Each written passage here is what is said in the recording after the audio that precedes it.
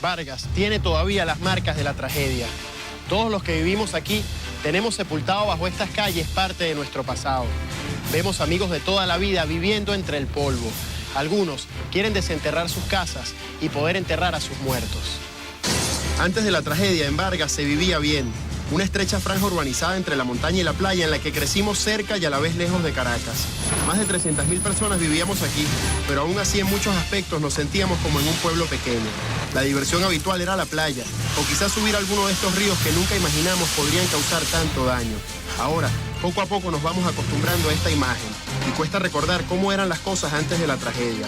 Los que han regresado se empeñan en restaurar el paisaje, sin poder dejar de hablar de diciembre pasado. Eso es desastroso, chico. Yo no sé acordarme, pues. Yo a los 3, 4 días yo me tocaba y estaba soñando. Yo no estoy vivo. Queda uno como quien dice, como queda loco, pues. Yo estaba durmiendo y me levantaba sobresaltado, nos lleva al río. No, está aumentando el caudal, ¿no?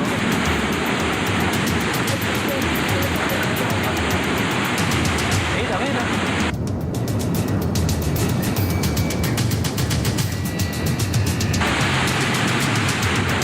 Uno se cansa de mirar y decir que no puede ser.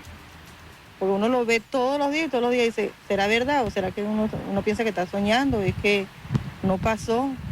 O sea, una vez está como algo que no es real, que no, como si no hubiera existido o no hubiera pasado.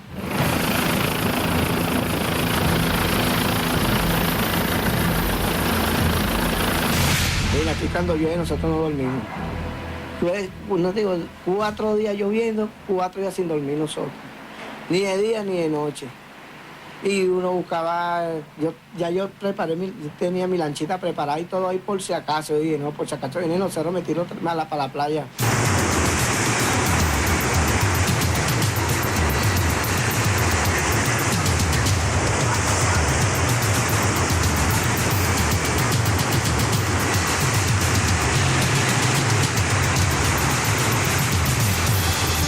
Me pongo nerviosa cada vez que llueve. Ya pinta el siglo. El mundo es el siglo del año, el milenio. Eso va para... Cuando ves a tus amistades, ¿cómo estás? ¿Cómo no? Chica, yo perdí a mi mamá, perdí a mi hijo, perdí a mi hermana. Y los vi cómo se fueron, o sea, y te empiezan a contar y tú te sientes impotente porque no hay palabras de consuelo.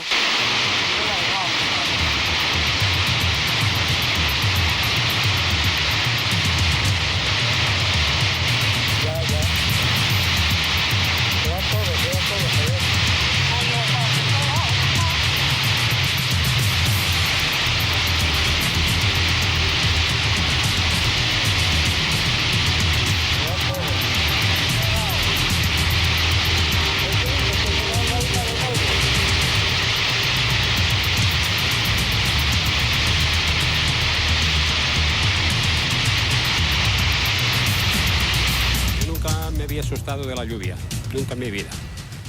Y ahora cuando veo que se nubla, se ponen estas nubes en la montaña tan oscuras, le tengo pavor, me da miedo, pensando siempre que no vuelva a ocurrir algo parecido.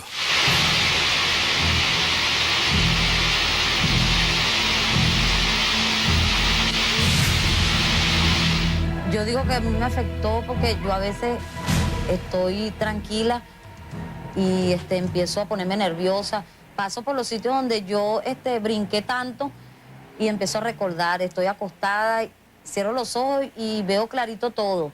Y a veces me pongo a pegarle grito a las niñas sin motivos. O sea, que es una cosa que cuando está el tiempo feo, yo me pongo a gritarle que no hagas esto, no hagas esto, sin hacer nada. Entonces, yo digo que yo quedé afectada por eso. Quizá nunca sabremos cuántas personas murieron en Vargas. La cifra oscila entre 5 y 50.000, pero no hay un número oficial. Cada superviviente tiene un relato propio de lo que sucedió. Es difícil comprender cómo el agua arrastró rocas como esta, de hasta más de 5 metros de diámetro, y árboles de más de 20 metros de largo. Que no cesó de llover y las gotas de esa noche y de ese día no eran gotas de agua, eran baldes de agua.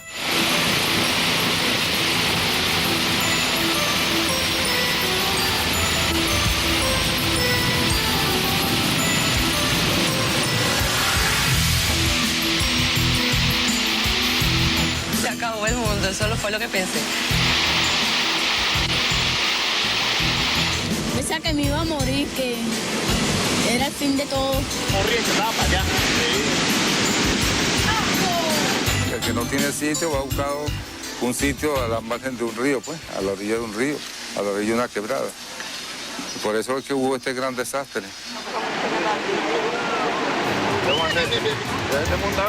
La otra casa de arriba. Yo creo que porque Dios como que se vengó de tanta maldad. Yo no creo que Dios vaya a querer que se muera tantos niños aquí, ¿verdad? Entonces no creo que sea un castigo de él. Dios mío, pero ¿qué fue lo que pasó aquí? Pero ¿y por qué pasó esto? ¿Por qué murieron tanta gente? Solo Dios lo sabe. Esto es lo que quedó de la iglesia de Carmen de Uria. Cuando podemos apreciar familiares de gente que perdieron o están desaparecidos. Para entender la catástrofe hay que ir hasta la cima de la cordillera, en las cabeceras de ríos como este que generaron tanta destrucción.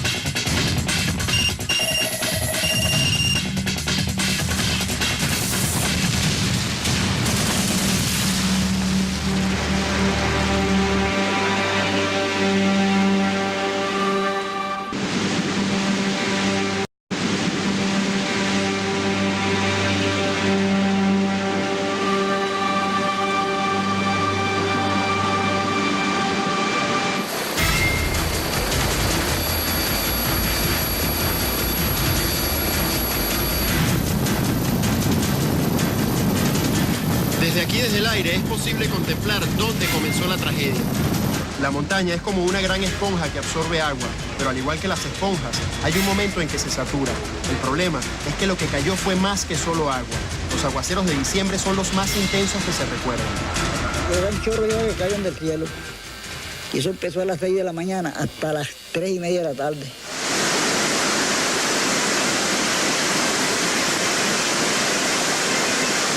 ¡Qué bárbaro! Vean para acá, carros, de todo. En 3 días, 14, 15 y 16 de diciembre, cayó casi tanta agua como en 2 años enteros de lluvia normal en la zona. Solo en una hora del día 16, llovió más de lo que suele llover en todo el mes de diciembre. La cordillera no puede absorber la cantidad de agua que está cayendo en los sitios. Llega un momento que los suelos sencillamente van a empezar a desprenderse e inclusive gran parte de las rocas, hasta las rocas más duras como son los gneiss. Este desprendimiento de rocas y de lodo y de arena fina va a ser traído pues por los ríos. Estos ríos pueden tener unas crecidas descomunales y van a traer un fluido sumamente viscoso en el cual el material en forma de lodo está en capacidad inclusive de traer rocas de 50 hasta 100 toneladas, digamos que flotando sobre la superficie de ese lodo. Este material viene encajonado desde los 2.000, 2.200, 2.400 metros de altura y a una velocidad vertiginosa, a veces de más de 100 kilómetros por hora. Cuando ese material llega a la zona más baja, donde ya la pendiente es prácticamente nula, que es lo que uno llama el abanico aluvial, estos sedimentos, las arenas, el lodo y las grandes rocas van a ser depositados y como es un material muy grande el que se trae, ese material se expande en la zona de muy baja pendiente y va a provocar pues lo que uno llama una sedimentación característica de abanico aluvial. Pero si las zonas están urbanizadas y están precisamente por donde son los canales principales del abanico aluvial, pues el torrente de rocas y lodo y agua pues va a arrasar con todo lo que agarre en su paso.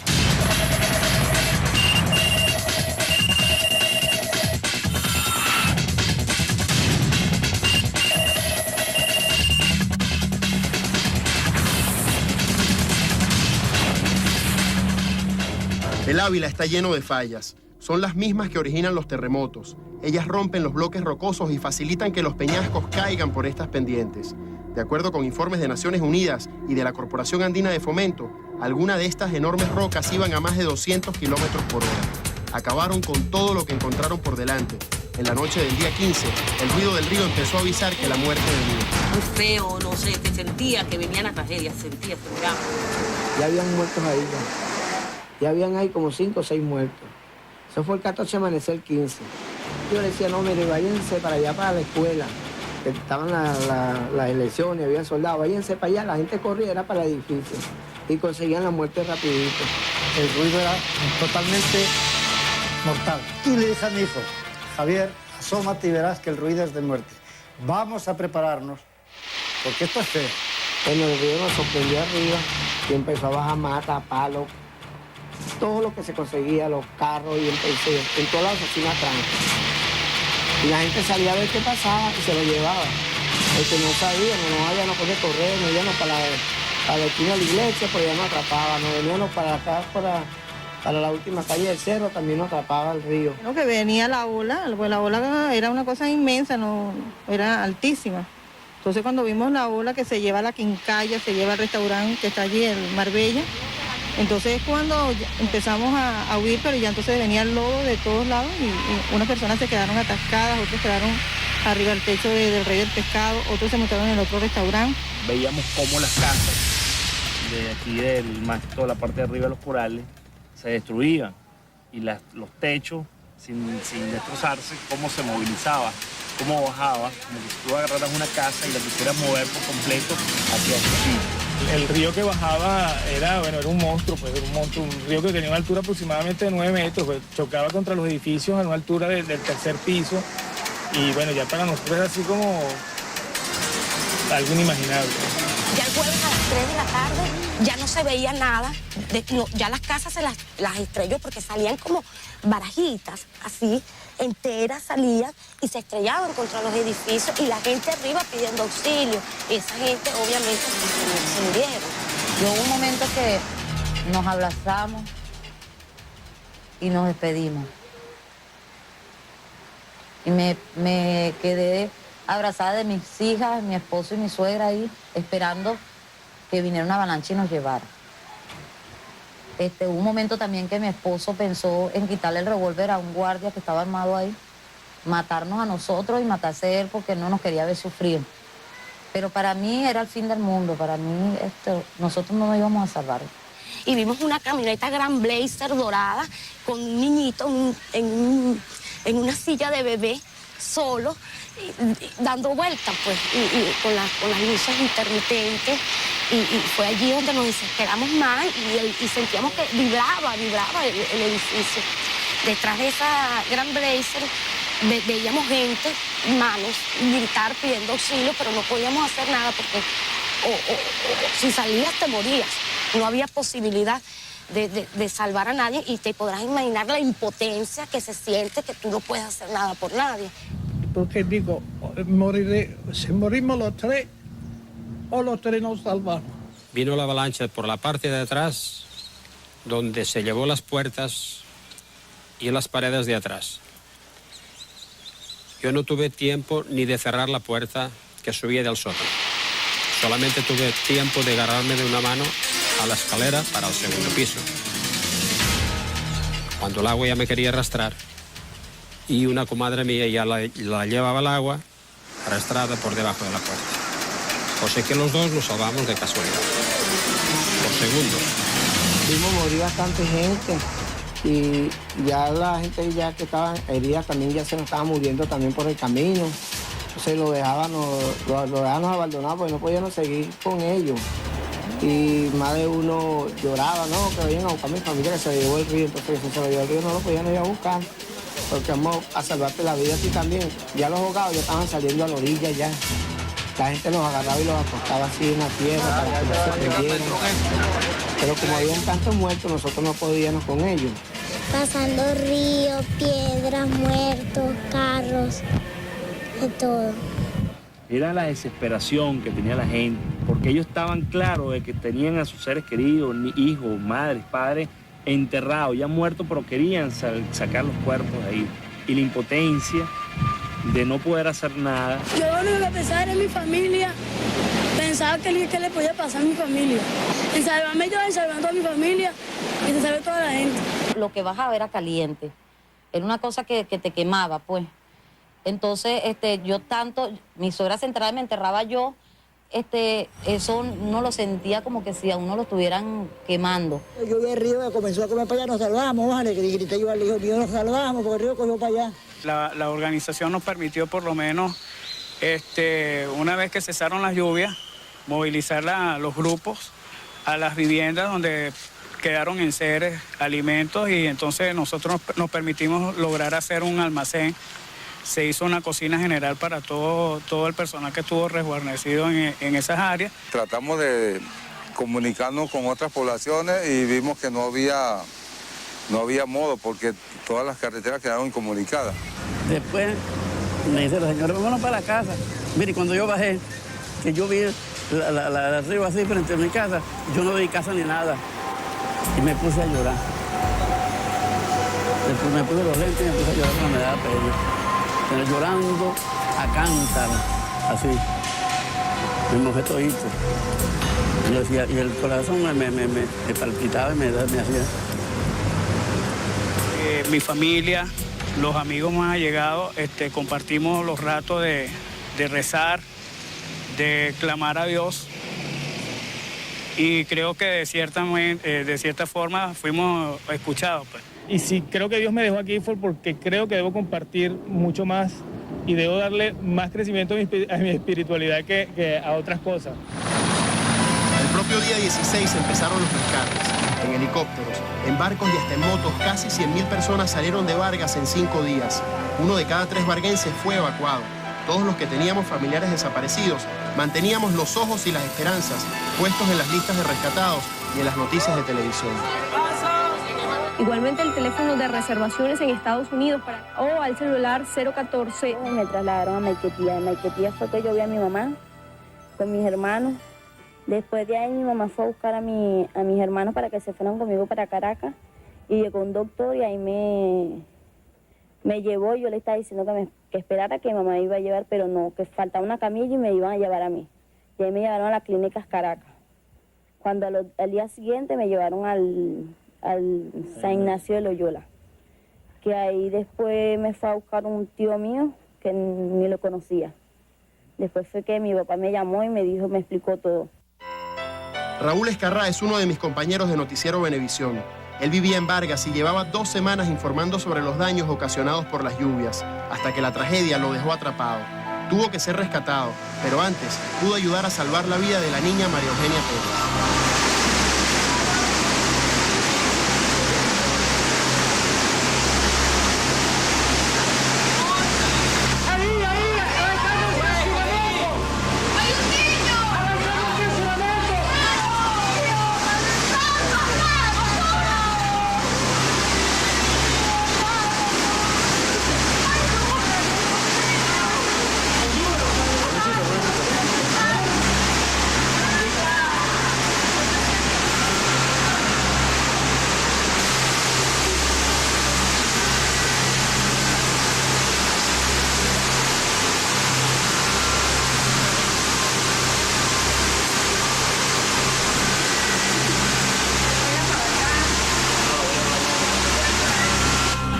Pequeña vive con su papá, su hermano y su mascota. Su mamá no apareció.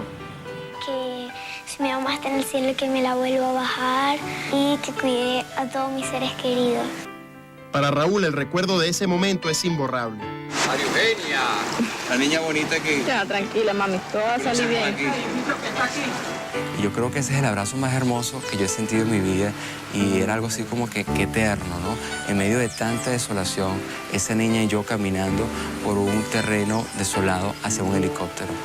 En esos días la solidaridad se desbordó justo después de que lo hicieron los ríos. Miles de personas recibieron ayuda de gente a la que ni conocían. En los primeros días de enero yo decía, que la cosa más rica era saberse tan querido. O sea, qué sabroso es saberse muy querido, porque las manifestaciones de afecto y de solidaridad eran tan numerosas que eran abrumadoras. Entonces, eso es muy gratificante. Eso de alguna manera te permite sobrellevar todo lo que perdiste, porque la pérdida es material fundamentalmente. Mis propios padres fueron acogidos en una casa de personas que jamás los habían visto. Allí les dieron alojamiento, comida, bebida, ropa y aliento. Es solo un caso. Todo el país se volcó en ayuda a Vargas y pronto llegó también apoyo del exterior. La tragedia sacó lo mejor de los venezolanos, pero sirvió también para mostrar lo peor. Saqueos y violencia desatada desde el propio día de la catástrofe. Oye, unos locos atracando, caray. Unos locos atracando ya. Están robando, están haciendo saqueos. Igual allá abajo. Igual allá y los países aplanar.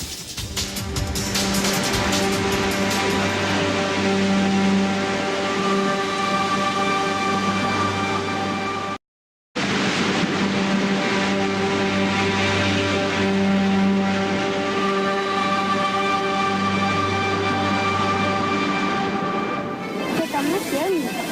Los guardias están diciendo que se lleven todo. Sí, pues todo se va a perder. Todo se va a perder, sí. Ya está perdido. Oye, estoy sacando curva. ¿No ven a ver? Curva, licencia. Oye, esa está perdida, esa forma. Hombre, no hay, no. Los daños ocasionados por los saqueos todavía no se han cuantificado. Esta es mi casa. Aquí vivimos por más de 20 años. Aquí estaban todas nuestras pertenencias y los recuerdos de toda la vida. En diciembre pasado, el barro se llevó la mitad. La otra mitad la robaron.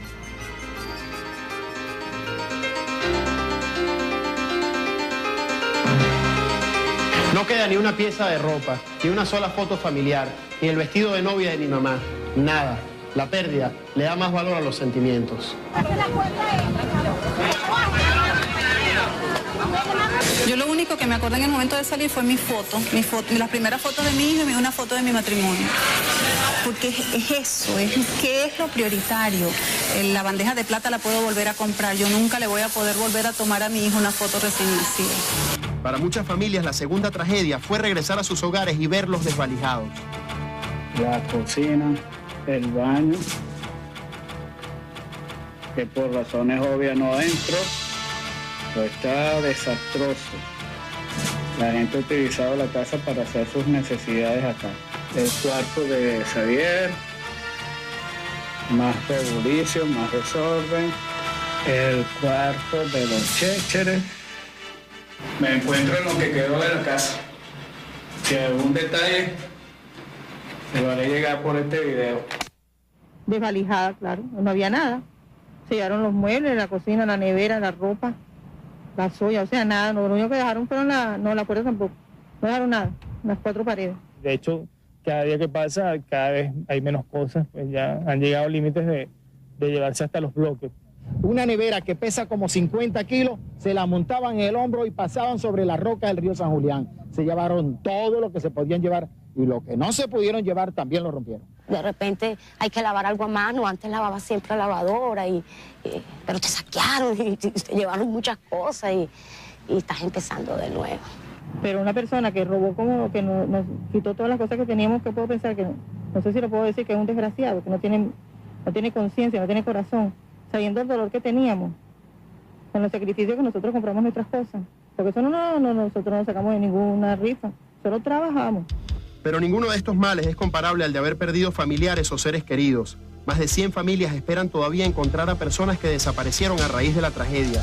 Los buscan, pero a pesar de las promesas oficiales, la ayuda es poca. Porque ellos dicen que sí, que nos van a ayudar, pero cuando uno va y le pide un expediente para leerlo, algo, no los prestan porque está prohibido, porque eso está en sumario, porque no sé qué, y nos dejan ahí. Ellos tienen más que solo esperanza de verlos vivos. Reciben informaciones de que sus familiares han sido vistos y otros tienen pruebas de que sobrevivieron a la tragedia. Así todo, se quejan de que la gente no los comprende. Tú no le puedes pedir a ningún familiar que tenga a alguien desaparecido que acepte la muerte tan fácilmente, más cuando no la está viviendo. O sea, tú estás acostumbrado a que, mira, se te murió, tienes que velarlo, enterrarlo, llorarlo y rezarle.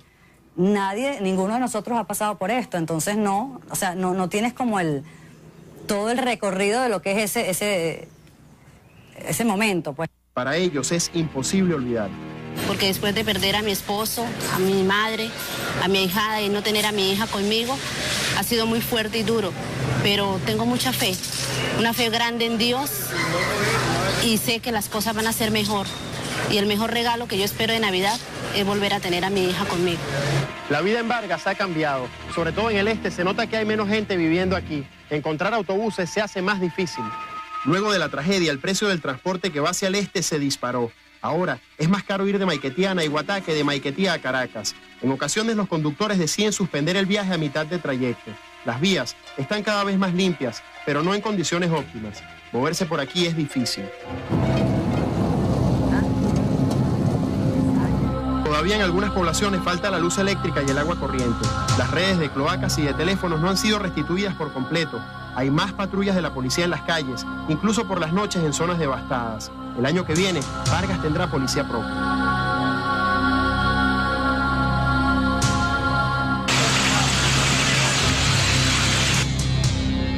En las noches no se puede asomar uno afuera, uno tiene que quedarse guardadito en su casa. No hay otra cosa que hacer que tomar caña. No hay diversiones, no hay deporte para los niños. O sea, los niños tú tienes que ir del colegio a la casa y de la casa al colegio, más nada. No hay más sitio donde llevarlos. Con la tragedia, más de 40 escuelas quedaron afectadas. Hoy los estudiantes están de nuevo en clase, aunque 13.000 familias están fuera del estado y sus hijos ya no estudian aquí.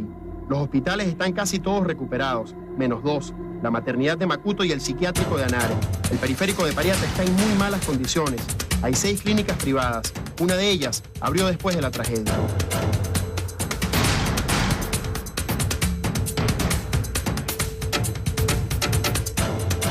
La vida sigue poco a poco en Vargas. Personas regresan a sus casas y muchos comercios abren de nuevo. Antes de la tragedia teníamos una venta de muebles usados y bueno, no nos iba mal, nos iba muy bien.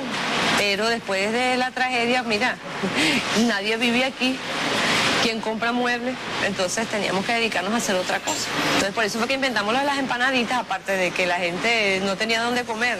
Los comerciantes se organizan y piden pagar menos impuestos y servicios en Vargas mientras se recuperan ellos y su entorno. Hay mucho desempleo, muchas compañías han cerrado, otras han abierto, pero no es lo mismo que el año pasado.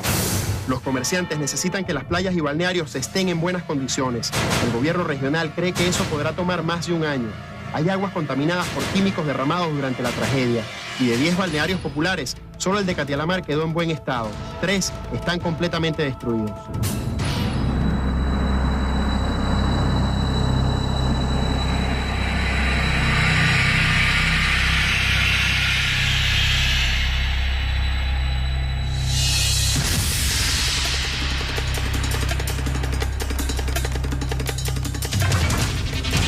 El número de personas que va a las playas de las zonas afectadas aumenta.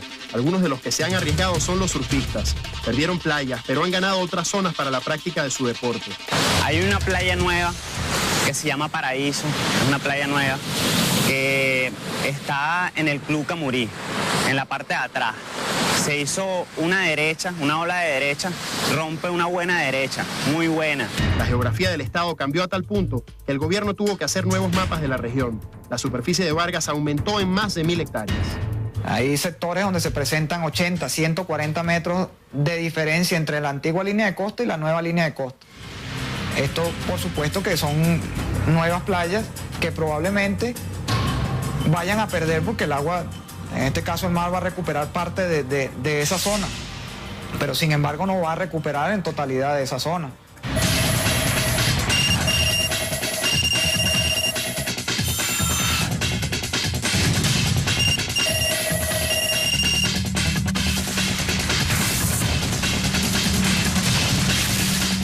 Los pequeños pescadores perdieron botes y enseres de pesca, además de clientes. Le digo que subsistimos a media, porque nosotros no queremos abandonarle el estado Vargas tampoco. Siempre hemos estado aquí y hemos luchado por este estado y queremos que se recupere.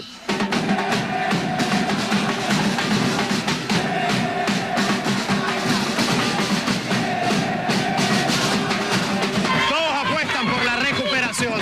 Hay razones para el optimismo. Este año los tiburones de La Guaira están jugando como no lo hacían desde 1900.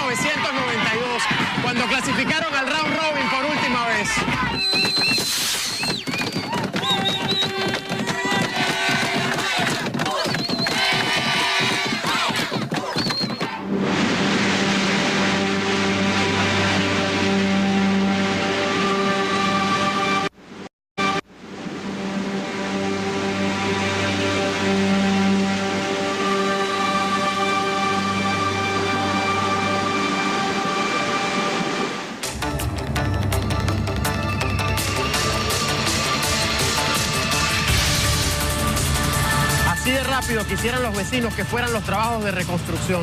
En zonas como Los Corales hay calles que todavía los tractores no han ni visitado. Parte del trabajo hecho se perdió. Hace un mes regresaron las lluvias y con ellas las crecidas, el barro y el temor a que se repita la catástrofe. Buenos días.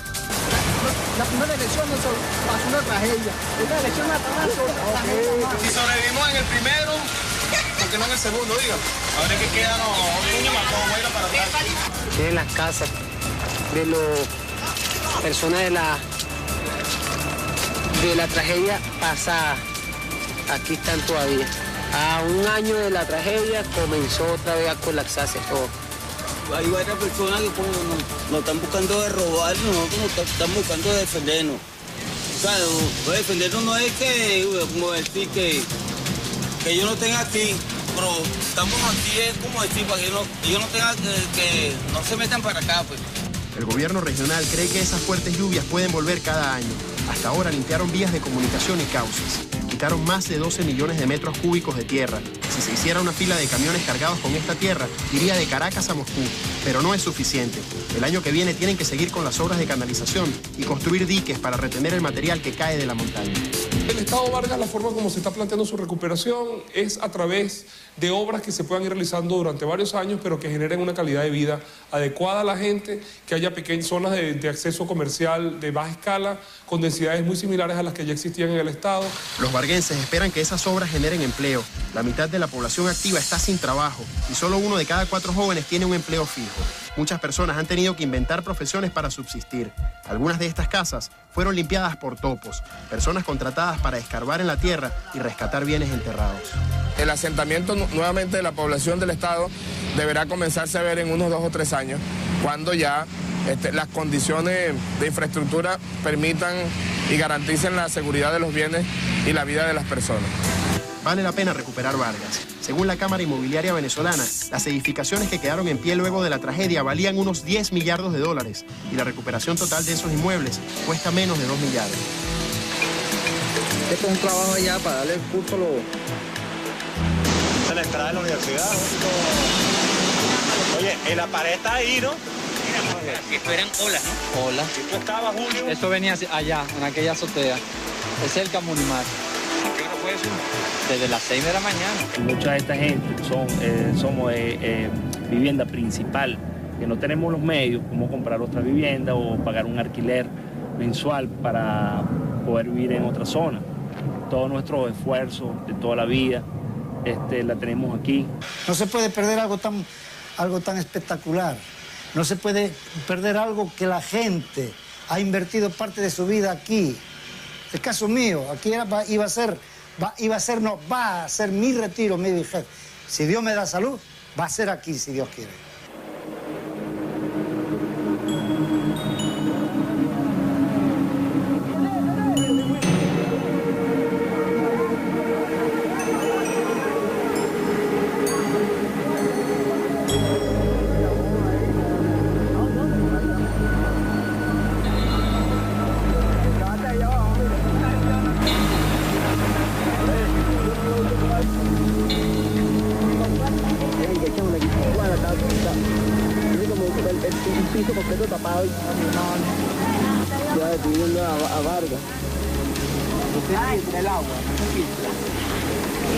El casco histórico también sufrió. Venezuela propuso a esta zona como Patrimonio Mundial de la Humanidad ante la UNESCO, pero hoy en día está muy deteriorada.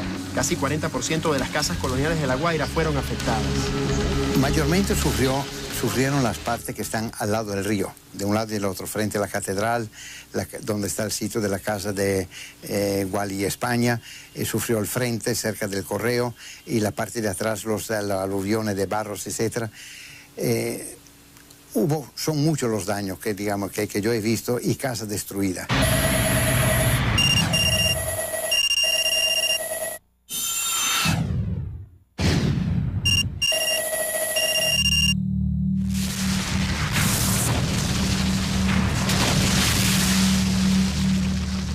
En Macuto, algunas edificaciones antiguas también quedaron mal.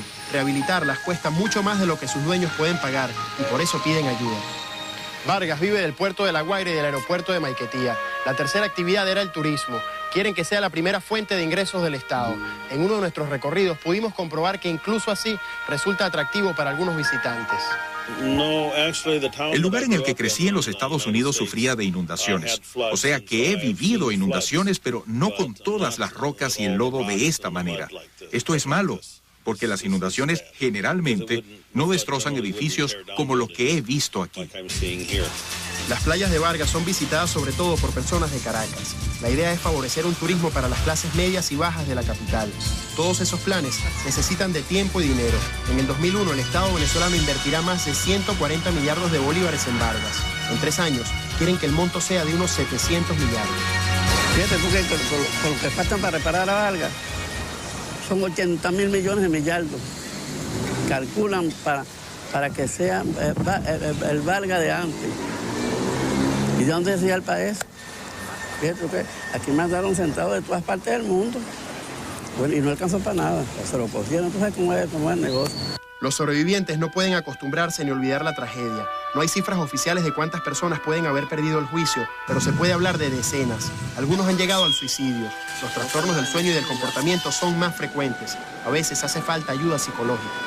Inmediatamente después de la tragedia quedé sumamente afectado. Tan afectado que me fui a casa de familiares en Valencia y permanecí por más de una semana encerrado en un cuarto. Era como si me hubiesen dado con un martillo en la cabeza, con una mandarria en la cabeza. Y me parecía que todo había sido como que mentira, ¿no? Y luego tuve problemas de insomnio para retomar el sueño. Tuve que acudir a un especialista para poder recobrar el sueño. Y de verdad que quedé bastante afectado. Varias organizaciones no gubernamentales tienen programas de ayuda psicológica al damnificado, pero no es suficiente. Algunos especialistas recomiendan un plan de atención a gran escala, no importa que ya haya pasado un año. Siempre van a estar como en una situación de alerta. Es como un estrés postraumático, ¿no? O sea, la persona va a estar siempre, una vez que llueve, yo me voy a sentir angustiado. Voy a sentir angustia, y eso va a ser en el tiempo. O sea, es una situación que no va a estar determinada en un momento específico, sino que se va a dar constantemente. Superar los miedos, pero no olvidar. Algunos proponen incluso utilizar las propias piedras como parte del nuevo paisaje. Hay que dejarlas allí. En ningún caso como una situación de un recuerdo funerario, sino como un himno en homenaje a los que cayeron y con un himno a la vida. La piedra tiene una historia particular y me dieron el nombre de una persona que había salvado la piedra. Se acercó a la piedra y pudo subir en la piedra cuando venía la avalancha. Irse a la capital quizá tampoco es la solución. Algunas zonas de Caracas pueden sufrir deslaves como los de diciembre pasado en Vargas. El cambio climático puede acelerar esos fenómenos. La zona de Caracas, todo lo que es la zona norte, del Guaire hacia arriba, hasta la falda del Ávila, está expuesta al mismo peligro que la zona del litoral. Tenemos todos los ingredientes, tenemos el cerro, tenemos una erosión, lo que falta es agua, simplemente. Para prevenir tragedias hace falta saber cuánto llueve y desalojar cuando caiga más agua de la que el cerro puede soportar. Hay 7 estaciones pluviométricas y sistemas de alarma. Tienen que instalar 6 más y hacerles mantenimiento para que si se repiten los deslaves, al menos no se repitan las muertes. Siempre que paso por los corales, en las noches, es muy oscuro. Y mira, siento unas vibraciones muy raras, se me paran los pelos y paso rezando porque pienso que, no sé si es por la oscuridad, ¿no? Pero siento que esa gente necesita que quien le rece. No es nada más decir, mira, aquí se murió un gentío. No, pero no es que se murió. Es que ellos necesitan rezo, porque a lo mejor no les tocaba en ese momento y están por ahí penando. No pienso yo que puede ser así, pero yo creo en eso, pues yo soy católica y yo creo en esas cosas. La señora Zoila murió, señora Brocando, murió Dalí, murió Alicia, Alicia se salvó, murieron los inquilinos, murió el otro compadre mío, el esposo de Titino, murió ella y su mamá, la familia Bolívar. Richard y toda su familia, que eran 9 personas, ¿no? Mira, yo de ahí vi todo el mundo cuando se moría.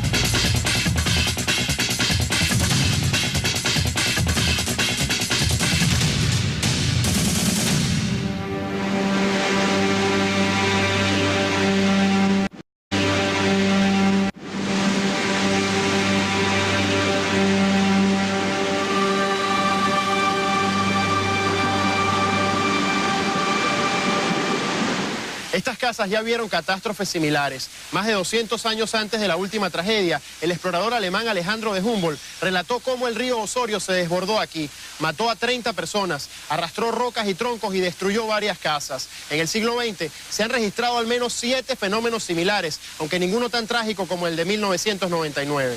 Pero el año 51, tú sabes que fue la tragedia que se vio más grande aquí, no fue ni la sombra de lo que sucedió ahora. En el 51 hubieron como 3 muertos.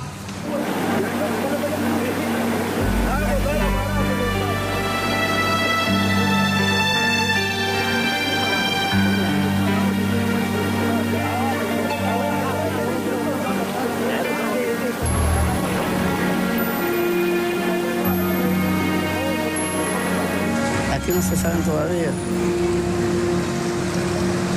No se saben todavía aquí cuánta gente murieron. Y dijeron que el presidente para amortiguar la cuestión dijo, no, que murieron 300, pero es mentira, es que aquí murieron más. Aquí murieron más de 10.000 personas, más de 10.000. Toda esa historia tiene que tomarse en cuenta. En Vargas no se puede plantear el problema de reconstruir, no. Hay que hacer algo nuevo, hacer algo diferente. El Estado venezolano cuenta con este plan maestro de ordenamiento urbano. El año que viene, Corpo Vargas tiene que empezar a ejecutarlo a gran escala. El sector privado debe participar con ideas propias. La tragedia sirvió para que muchos presenten sus proyectos. Este túnel es un ejemplo. Con él se podría ir de Caracas al litoral en 15 minutos. Esta ruta partiría de la autopista Petare-Guarena y saldría también al litoral en la zona de Caraballeda. Tiene un componente ecológico que serviría también de protección a las áreas que han sido afectadas por la tragedia. Cuesta $500 millones y es una actualización de un proyecto de la época de Pérez Jiménez. Hay otras propuestas originales, como la de hundir los restos de la tragedia de diciembre en el mar, para crear un gran museo submarino inspirado en esta ciudad sumergida que existía en Caraballeda y que fue destruida con la tragedia. Reactivaría el turismo, reactivaría todo lo que es transportes turísticos, hoteles, crearía una actividad real, ecológica, traería turismo no solo de restaurantes pequeños, sino un turismo de aventura, un turismo deportivo. Aquí están enterrados los recuerdos de toda una vida. La celebración de esta Navidad será extraña para los varguenses. La pasada fue muy dura. Para mi familia fue la mejor Navidad. No teníamos casa. Habíamos perdido el carro, la ropa, los enseres de toda una vida, hasta las fotos y recuerdos familiares. Pero el día de Navidad pudimos celebrar en familia y abrazados. Todos juntos compartimos una comida y agradecimos porque mis padres habían sobrevivido a la catástrofe. Aquí en Vargas todavía se ve el dolor. Falta mucho por hacer y el reto es lograrlo en un país con tantas carencias. Los varguenses tratan de recuperar el optimismo y de rehacer sus vidas. Algunos aquí, otros fuera del Estado. El compromiso para todos es aprender de la catástrofe y evitar que se repitan tragedias. Seguro llegarán nuevos vecinos con la esperanza de que la vida buena en Vargas sea una realidad y no solo un recuerdo para los sobrevivientes. Porque arrancar de la Guaira, ni de vaina. Yo siempre pienso que la experiencia más grande de esto es todas las cosas por las que uno tiene que darle gracias a Dios. Vargas vive. Nosotros queremos vivir, los varguenses queremos vivir. Si uno tiene que rezar por la humanidad, por todo el mundo. Es muy difícil que un guaireño se vaya de su tierra.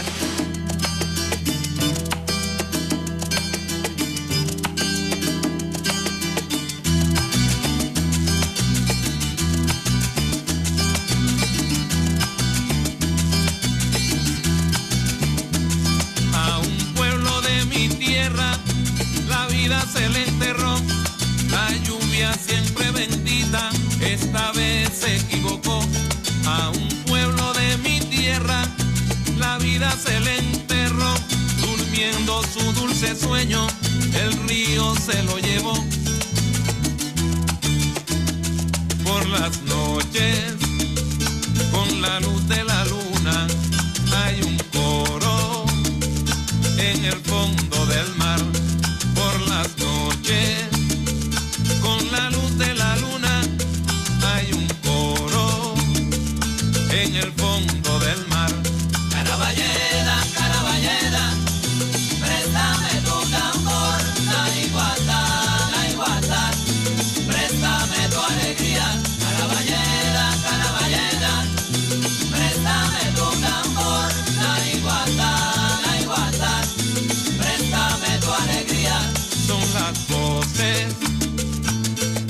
que se fueron, pidiéndole al río que le devuelva a su pueblo. Son las voces de los que se fueron, pidiéndole al río que le devuelva a su pueblo. Oh, lo, lo, lo, lo, lo, lo, lo, lo, lo, lo, lo, lo.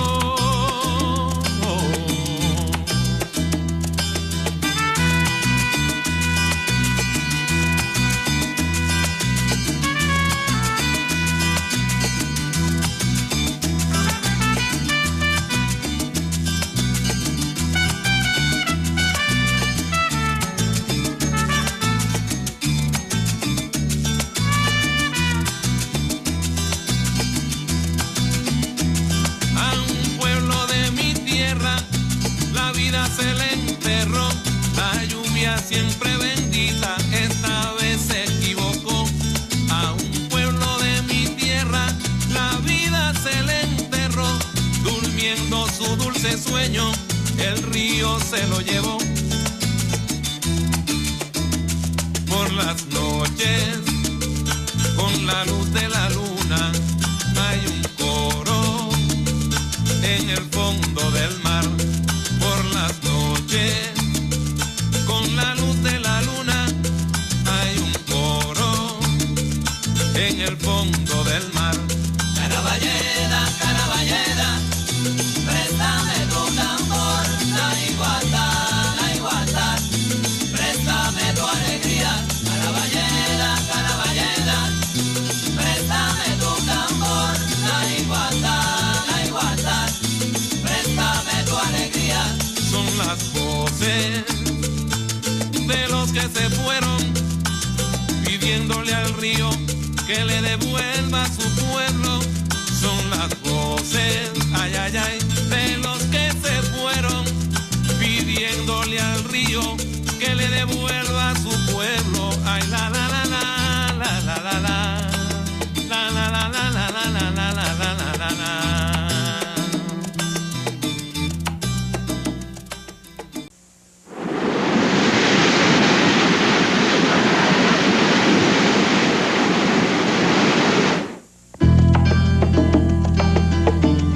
Porque arrancar de la Guaira ni de vaina.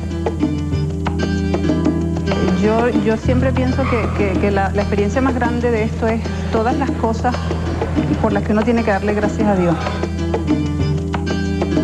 Vargas vive. Nosotros queremos vivir, los varguenses queremos vivir.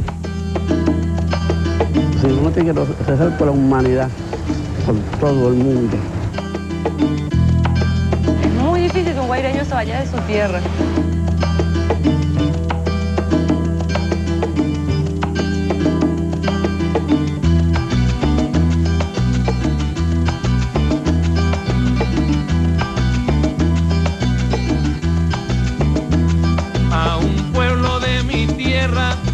La vida se le enterró, la lluvia siempre bendita, esta vez se equivocó.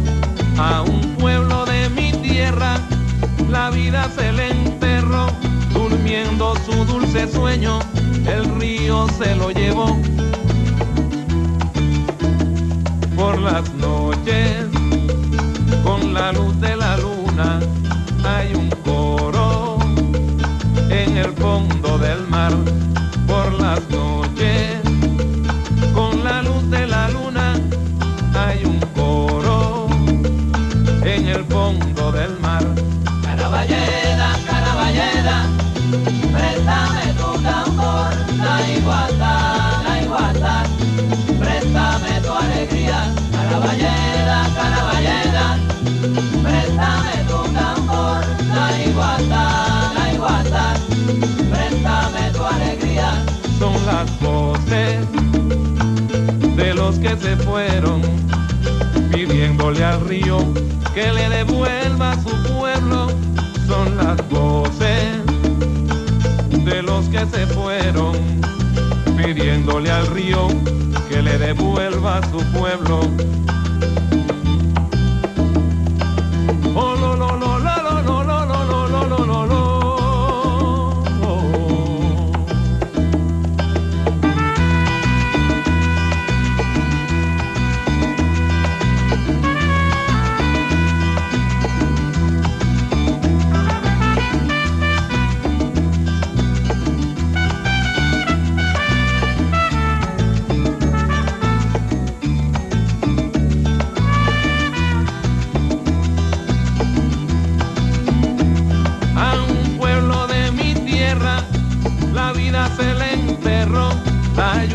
siempre bendita, esta vez se equivocó.